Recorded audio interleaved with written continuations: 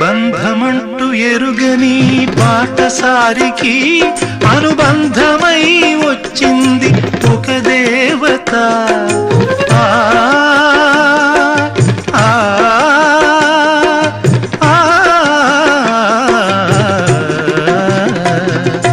బంధమంటూ ఎరుగని బాటసారికి అనుబంధమై వచ్చింది ఒక దేవత.